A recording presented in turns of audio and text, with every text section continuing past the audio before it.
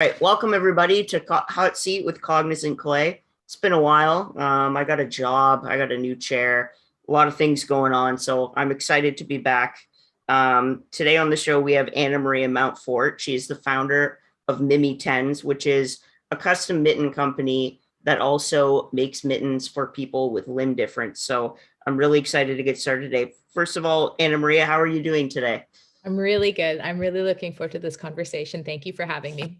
Yes, anytime, anytime. So before we get into too much of the nitty gritty, can you just describe your journey into the like custom fab clothing market? Yeah, so I started MimiTens because I couldn't find mittens that stayed on my kid. It was new to me, having to put mittens on a toddler. I didn't understand how stressful it could be. So I was doing that. I have no design experience. I'm good at making things. I've always been good at putting things together, but I didn't really have any experience. It was like it took me years to get to market. So fast forward, I've done all kinds of things. I've worked with distributors. I've worked with various retailers. Some work well, some don't work well. But one day I get a message from a grandmother in the US. Her granddaughter was born without fingers on her left hand, and she said, "We can't find anything. And your design looks like it would help. Could you help us?" And I was shocked. Like I was shocked. It hadn't even occurred to me how hard it would be for someone with a limb difference to find mittens. And I said, yeah, not only can I help you, but I manufacture locally, which most companies don't do. So I have access to things that a lot of big companies don't have access to. So my question was, given that your granddaughter doesn't have fingers on her hand, does she need me to put fingers on the bottom of the mitten? Like, does she need a thumb? And so she said, well, I'll ask her. And the 5-year-old kid, Rianne, said, I don't have a thumb. Like, you don't make me a thumb. and so it began. Yeah, that was it. That's how it started. That's crazy. It's like you just don't know what audience you have or what market you can go into. And when you started, what were some of the challenges that you faced starting out as a new company? Um, Gosh, I mean, it's hard to be first. It's hard to do something that no one's ever done before. It's hard to do something alone without, a big backer and stuff, and get people to uh, tell you what they want. So, I had no manufacturing experience. So it was really, knocking on doors, uh, being like, hey, let me in, like literally let me in. I have this idea, and it's a lot of no's. So finding your manufacturing partners, developing a product, understanding that it's going to take 5 or 6 tries to get at where you want, and money, time, belief, all of it. Definitely. It's definitely not easy to get into, but I'm sure it's well worth it in the end. And to anyone like looking to go into the custom fabrication industry, do you have any advice for those people that may want to try to start their own company? Well, MimiTens like mass manufacturers, right? Like, so what I do for people with limb differences is on the side, right? It's in addition to what I do. Um, my advice for starting a business or for doing something custom for people with disabilities? Kind of a little bit of both, I think. Right. Um, Always figure out what your values are first. Figure out the kind of person you want to be and then go from there. Okay? So I think that inclusivity and fairness and equity is intersectional.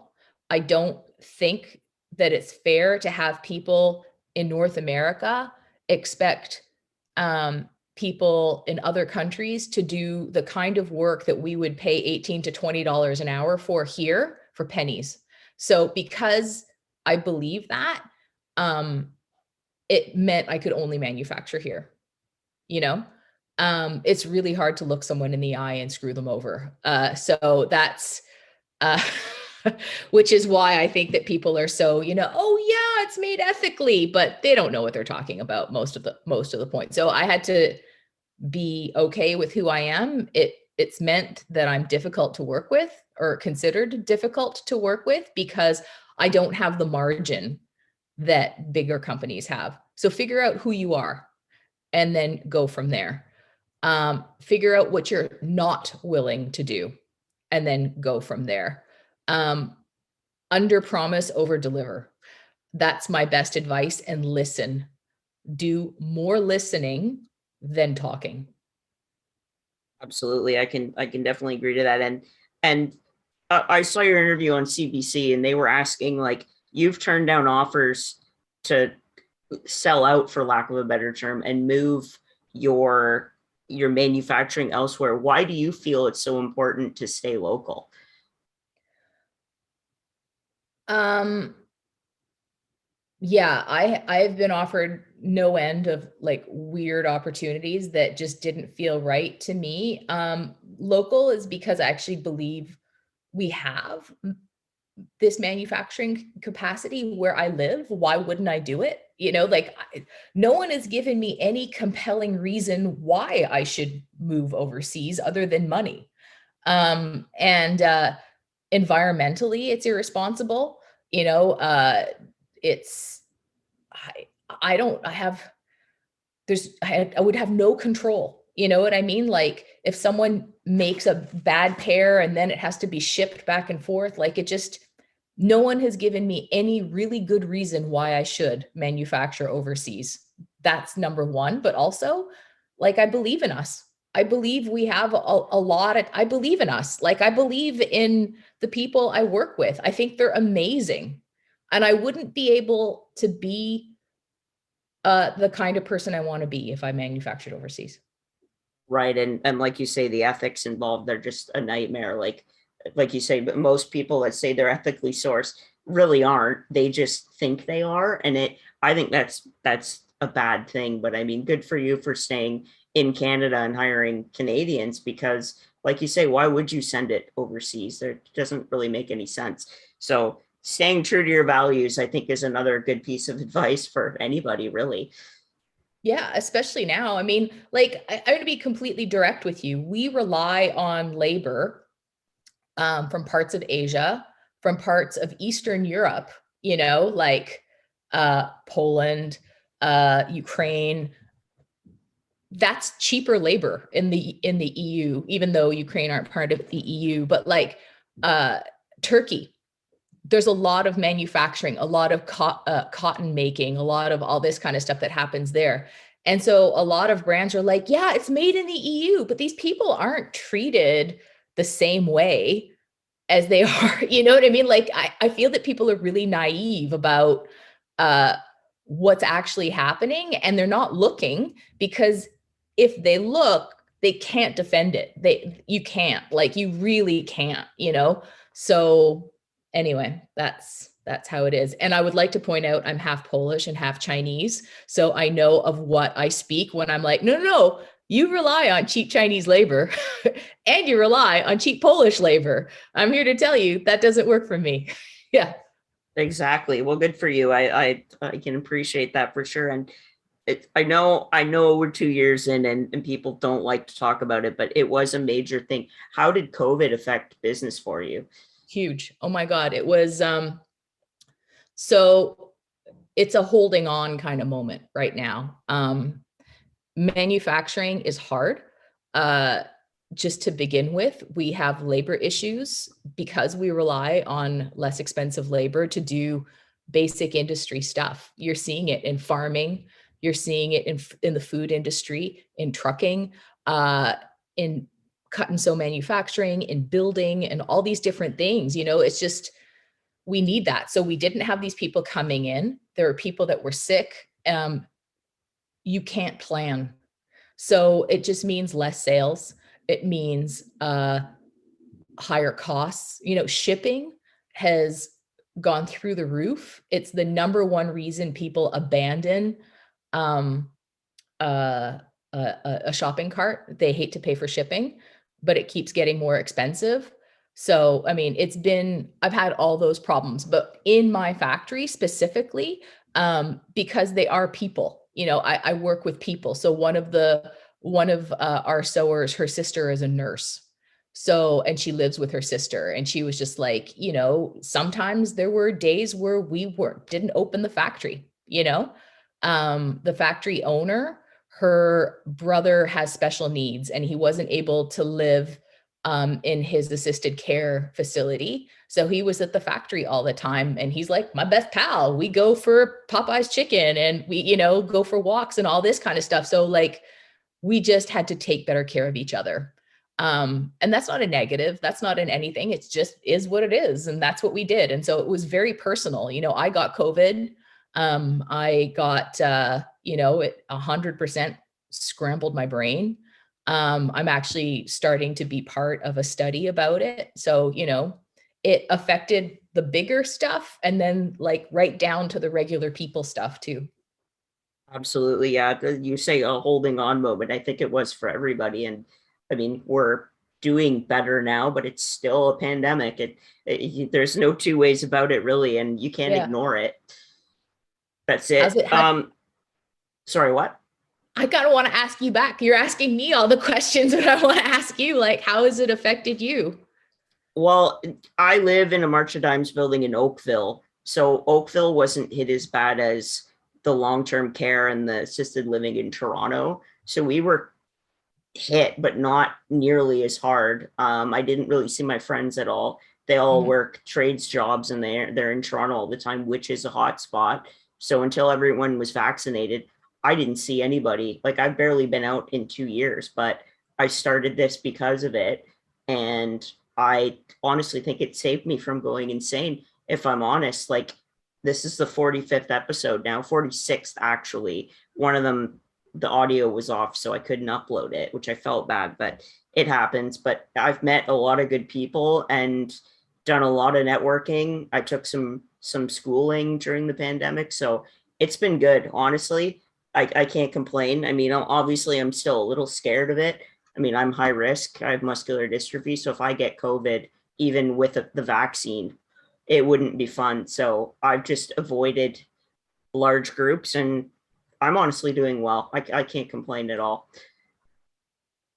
Yeah. But it's been fun to do this. So it keeps me busy for sure. So I'm gonna do my famous rapid fire with you. Cool. Are They're we just gonna eat hot wings? that would be awesome. That would be fun. Well, to start off, since we are in Ontario and you can go family or famous, who would your favorite person from Ontario be? Oh, from Ontario? It's like I love everyone from like in my family, so that's like really hard. But like someone who was born in Ontario? Is that it? Like Yeah, most famous Ontarian? Oh, that's a good question. So first I choose all of my family. It's a tie for all of them. My husband, my kids. My kids were born in Ontario, but like favorite Ontarian, like person that I'm most proud of. That's a really good question. Can I get back to you? yeah, you can think about it. I can go on and see if you can Yeah, come yeah. up with something. It's not So very rapid fire. Yeah, go. no, that's okay. It's hard. So I'm a very food driven person. What Mhm. is your favorite thing to eat? Ethiopian food. Oh wow, I need some examples. That's definitely the most unique answer. Okay, well, Ethiopian food is really interesting. I tried it for the first time when I was in university in Montreal. And what they do is they put this the food on their food, which is like curries. It's like really there's meat, but there's also legumes, like lentil driven stuff.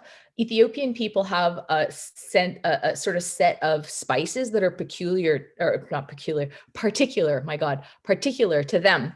And it's a spice base called bear. It's red, it's spicy, it's tasty, it's really good. So anyway, they make these curries with berbere and other spice mixtures that are indigenous, and also this really beautiful nutty tasting clarified butter. And then they put their curries on this bread that's called injera, and it's like a big crepe, and it's like a little bit vinegary, and it's really porous and super delicious. And you put your curry on the bread, and then you pinch it with your hands, and you eat it with your hands, and it's just the best. And because I live in downtown Toronto, I'm friends with all different kinds of people, and there's an African grocery store a 15-minute walk from me, and I go in, I buy all my things, and we're all pals, and it's the best. And Ethiopian food is my favorite. That's amazing. I got to try it for sure. Yeah, Definitely. And that's the good thing about Toronto, multicultural. There's cuisine from all over the world, which I love yeah, going to Toronto. It's my favorite city other than Montreal. So I'll yeah. have to definitely check it out. And the other thing that I'm very driven by is music. Music is, I Mhm. believe, universal. If you could give a top 3 favorite musicians or bands, what would they be? So there's like lots of different genres. So like if I was to pick my favorite punk rock band, it would be Fugazi.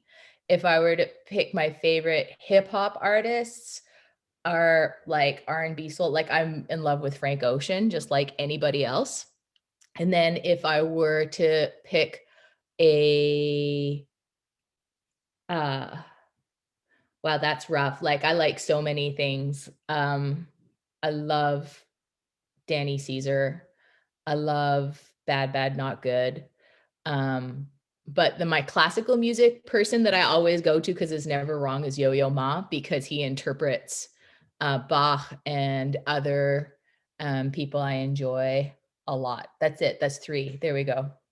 That's Perfect. 3 of Yeah. Music so, is, I always get 3 different ones. I think I've maybe had 2 or 3 duplicates out of 46 episodes. I just love hearing everybody and I had Strombo on last year, oh yeah. and I was like, I know this is disability awareness, but I need to have a chat with you one day just about music because he knows it all. It's amazing how much he Good knows. guy. Yeah.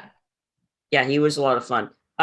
And my last one, I always ask people this, and this is another one that I don't think I've ever gotten a duplicate. If you could be anyone living or dead for 24 hours, who would you choose? That's a good question. I just because I'd love to be able to feel what it's like to be a pro athlete, like to have that kind of skill. Like I would have to pick a pro athlete. So I don't know. My favorite games are tennis and basketball. So I'm narrowing it down. If I could be like just wickedly awesome at something, I think I'm gonna choose. I'm gonna choose Scotty Barnes. I wish I could be Scotty Barnes for a day because he's so young and he's so energetic and he's so unbelievably talented. And I would guard Kevin Durant just so that I could like just to taunt the man. Yeah. That's definitely good. And last night, I don't know if you watched the game last night, but Oh, I did. That's why. Yeah, Scotty I was stay. just, he was driving LeBron insane last night. LeBron tried to spike him in the head with the ball. I saw I was that. How is like, that not like? How is that not a technical? I Like have no idea. I don't believe that that wasn't on purpose. I was outraged. Yeah, My I can relate. my 74-year-old mom is like Raptors super fan, and so she sends me messages during the game, and she was like, but she's so much more polite than me. I'm like swearing and freaking out. She's like, I just don't like this LeBron James's attitude. He's like, I know he's the greatest. However, like sometimes he, whatever. Yeah, with a bunch of emojis. So yeah, That's amazing. My mom is a huge Leaf fan, and she's always texting me. yeah, She is not as much of a saint, though. We swear at the games all the time. I yeah. think it's a Toronto. It's a Toronto thing for sure, How do you and know? I don't know you care unless you swear, you know? it's true. It's true. It's very true. So that's it for the questions. Did you think of an Ontarian? Um, there's so many. That's the great thing. I will say that there are just so many awesome people that have come out of Ontario. I have to say that like someone who was born in Ontario that I really, really, really admire. I'm only overwhelmed by how many people I really, really respect. That's my answer. Yeah, there's a lot. Mine would be Wayne Gretzky, just because Yeah, Wayne's rad. Wayne would be cool. He's so calm too. That's why I love him. He's also, you know what? He always like, okay, good. I choose Wayne Gretzky too then. Because I love his like goals, but assists too. Hey, you know what I'm going to say? I'm going to pick his dad. Canada's hockey dad's definitely a good one. Yeah. I like that. That's a good answer. Cool. All right. Well, that is it for rapid fire. There you go. Okay, cool. That's definitely my guest's favorite part every time.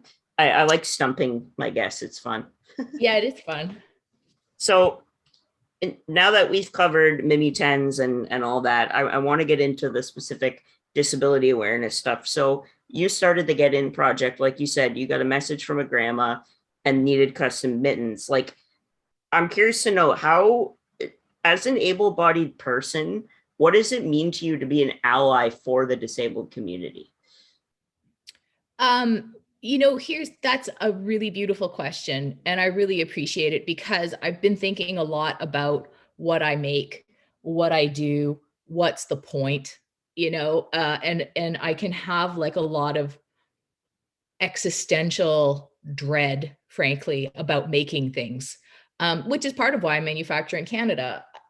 We still have a climate crisis. Like we still have a textile waste issue. We still have all these different things. It's really hard to look yourself in the mirror sometimes and be like, I make more stuff, like I don't know that the world needs me, or I don't know that I'm helping. Like, should I be devoting my time to something better, So people complain a lot, but they don't do a lot. That's for sure. Helping or designing, but there's this whole segment of the population that has been ignored, and not just ignored, but has been humiliated. And I think that that is the thing that bothers me the most, is that when able-bodied companies and thinkers and whatever, they just don't even see, they just figure, here, you can have this weird looking sweater, or this, we're not even going to try, which to me is just, I can't even believe that. Like, I'm like, people just need this little tiny thing. For sure you can do it. Stop humiliating them, because fashion is supposed to make people feel good and accessories are supposed to make it a little bit better. But the disrespect to me motivates me. And what it gives me back as someone who has like this existential dread is a sense of purpose. So if I can help and what I get back is huge, it's huge for me, because all that stuff matters. It matters to make an impact in the world, I think. Yeah, it So definitely does. And the consumer power of the disabled population is like almost 20% of the world are disabled. Like, it's yeah, enough now. Like, it's really enough. And it's like it as a disabled person, I can totally say that we have been humiliated, and that's not okay. Everyone in their lifetime at some point, whether it's them or someone close to them, will be affected by disability. half exactly. half of the elderly population becomes disabled. So how can you ignore us for like, and it still goes on. Ableism, I think, is rampant, and it's slowly changing, but not fast enough, in my opinion. I agree with you completely. And for me, as an able-bodied person, and I hate even saying that because I feel like I don't want to make that distinction. I just want to be a person and say, as a designer, of course I can do this. Um, I if it's just a straight business proposition, the way that the disabled community is treated is astounding to me. Like it's Do you know Stopgap? Yep. Okay, so Luke Anderson is a really good friend of mine, and we talk about uh, all kinds of things. I also have a line of bags I design, uh, and called Some of the Parts, and I make sure that all that stuff is accessible too. Um, but we're just talking about like straight money, like just straight money. And I've heard that from doctors and OTs that like 90% of the population will experience disability, like as a thing, either permanent or temporary in their life. Like you'll sprain your ankle and you're going to need crutches and you're going to have a hard time getting upstairs. Or you're going to do something, whatever, and maybe give yourself some temporary blindness or whatever. Pick a thing, you know? Why do we treat it as a niche market? That's the thing I've never understood.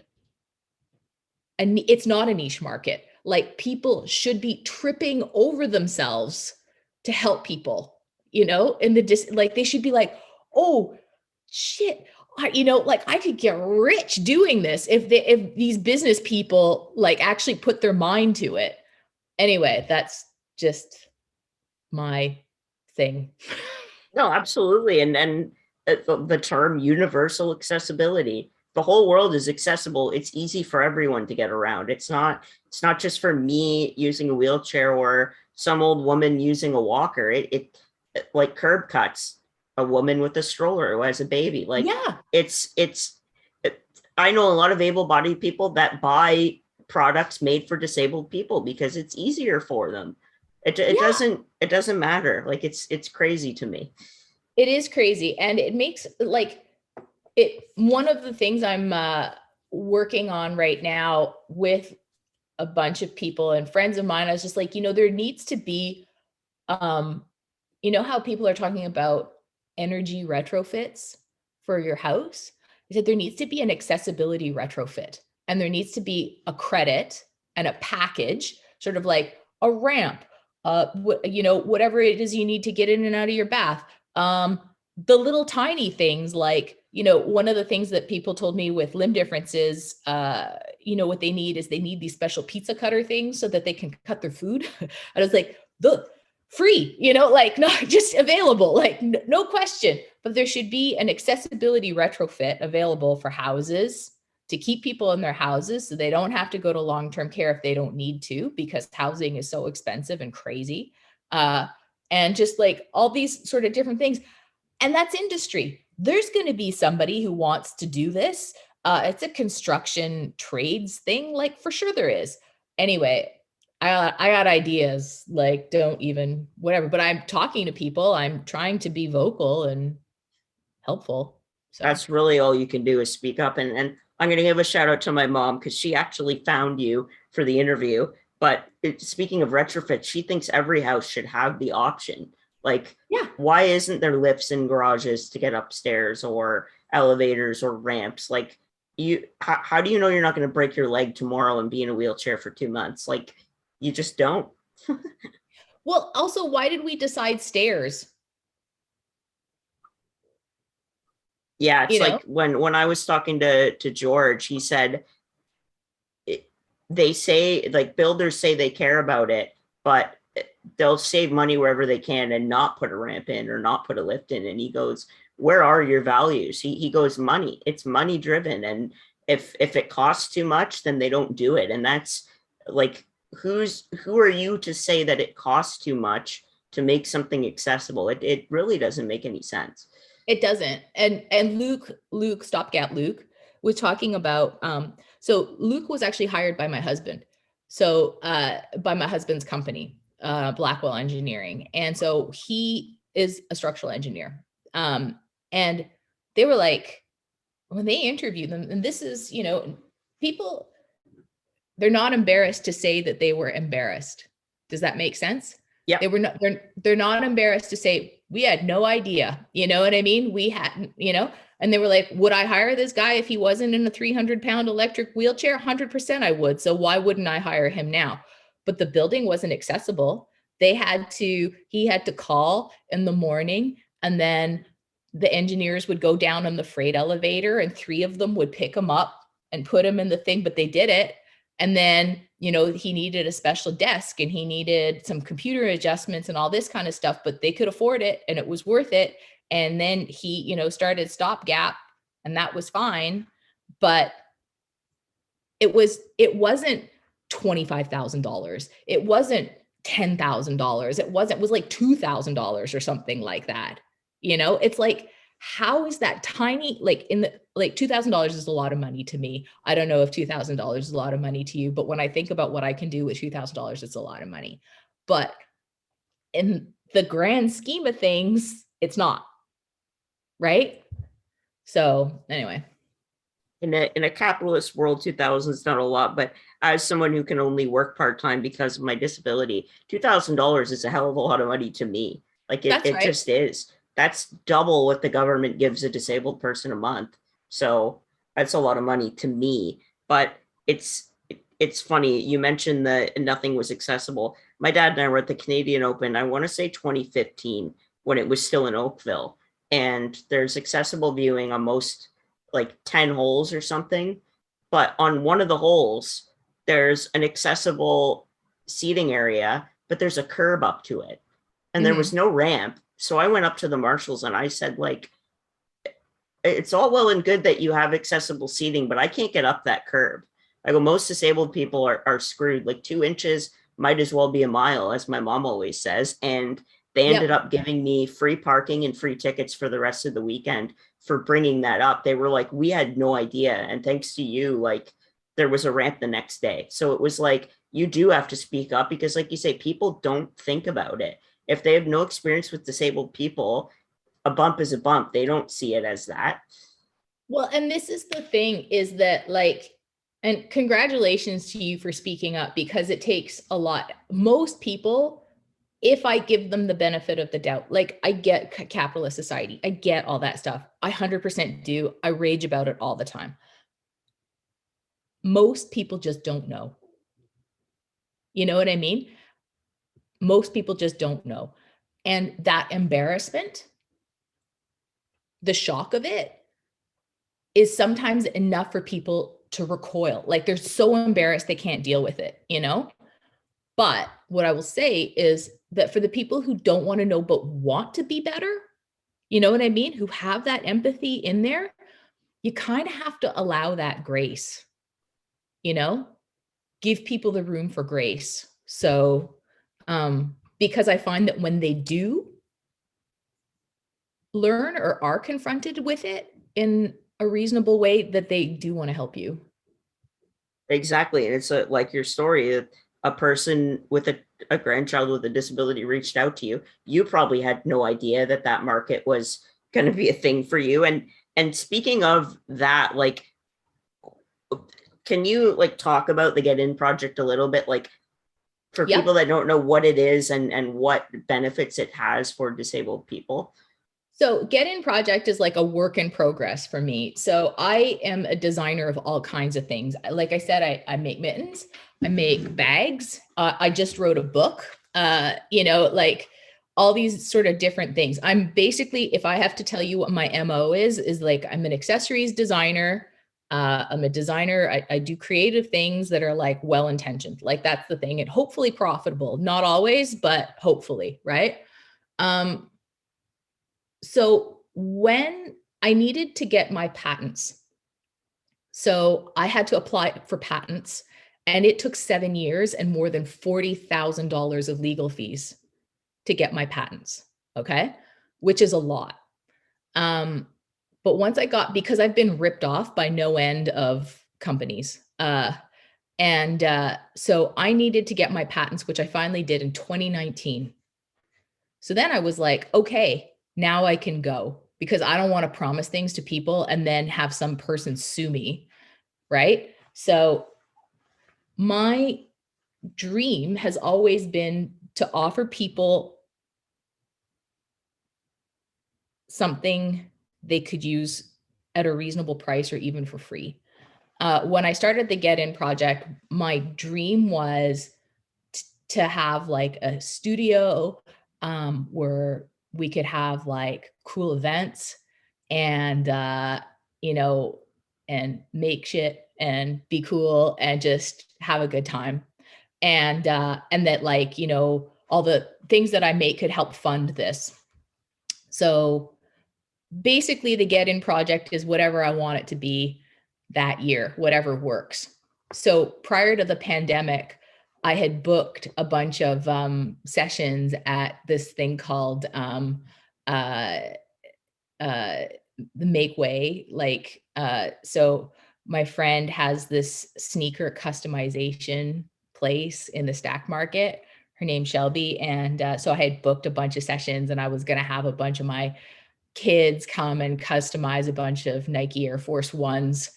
And that was going to be part of the Get In project. And then I have a friend who is a video game illustrator. So he was going to come and like give a session about like how to break into that industry, and we'd do some drawing together. So like Get In project is whatever I want it to be, but ultimately it's about inclusivity, and but not in a way like inclusivity for everybody. Like what I want ultimately is for my designs to from the get be accessible. And if I have to customize them a little bit, whatever, but nothing looking too weird or out of sorts, like just inclusive from the get-go. So this year for Get In project, what Get In project is for me until I feel comfortable, frankly, about the pandemic, because I don't think it's over. I do believe that there are people, particularly disabled people, who are more vulnerable than anyone wants to talk about. And I don't want to put anyone in any danger. Get In project will remain making mittens for kids, which I brought because you asked me to. So what I do for people is when they buy a pair of mittens, and so these are size 1 mittens, they've got a thumb, a right hand, and a left hand. I make a flat mitten to go with them. Right. And I give this for free, which, just so you know, in my industry is absolutely unheard of. Nobody, Yeah, like, no, it doesn't happen. you know, so that is Get In until pandemic is over. That is 100% Get In project. And then Get In project, the other thing I'm doing is I've written a book. Here it is. That's my dog. For I have 2 books coming. One is for parents, for that moment when they find out that their child might be faced with a disability, to assure them, you know, just to, like, the greeting card you never got, basically. And also another book I've written, it's like a long form poem about actually all the amazing contributions of people with disabilities that you didn't even know they had a disability, but they're doing cool things. So yeah, that's Yeah, Get In project. absolutely. That's And awesome. next And year it'll be different. So hit me up. definitely, for sure. Yeah, no, I've actually been thinking about having repeat guests just to update me, kind of thing. And it that goes back to universal accessibility. You're giving the flat mitten for free because that's just what it's about. Like you say, it's charity in a way, and you don't want to paint disabled people as different. They just No, have different abilities, and they need help with those things. It really is really cool. And just to kind of wrap up, as an able-bodied person, what, like, if someone is able-bodied and they really want to help the disabled community, in your experience, what are some things they can do? that's a great question, because ableism is an issue in all industries and in all aspects of life. There's like micro things people can do, and there's macro things that people can do. So you personally, as a person, you got to listen. And when somebody tells you they need something, they're telling you you should listen to them, you know?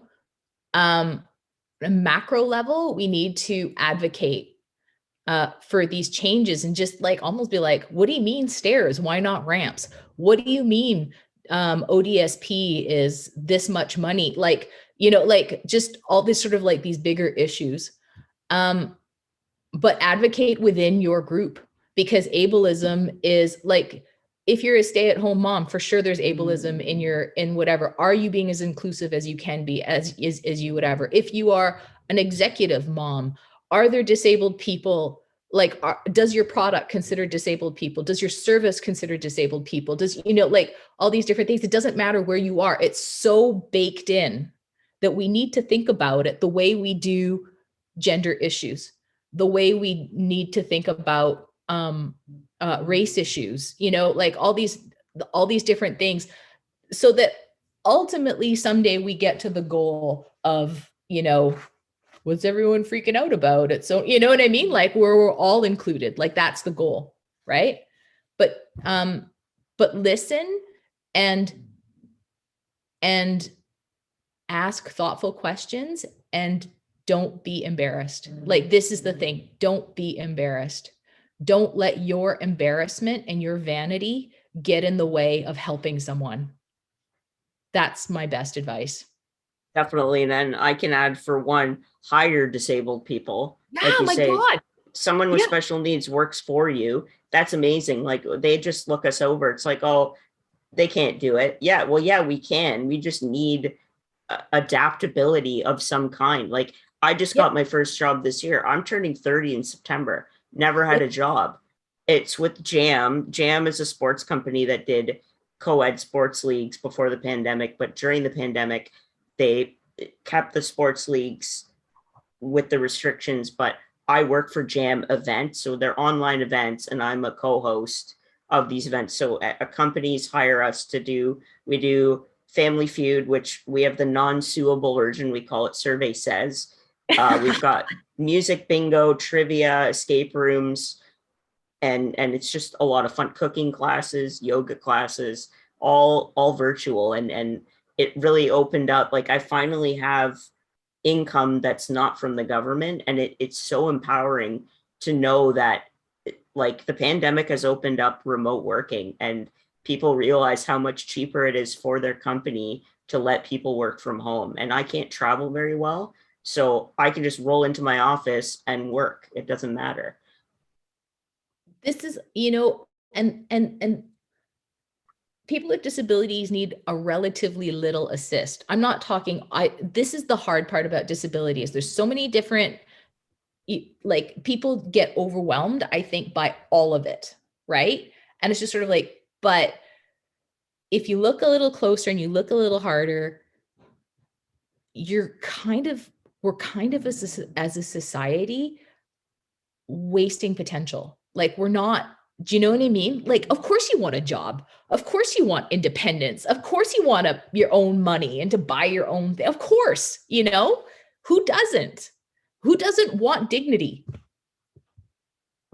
Right? Yeah, like I want to buy my medication, my groceries, and pay my rent, but I also want to have fun and not Yeah, worry about my bank account every day. And it really is sad that some people think they can't work that are disabled. It's like there is something for everybody. It doesn't matter what it is. 100%. I'm so proud of you. I'm going to totally look up this sports league.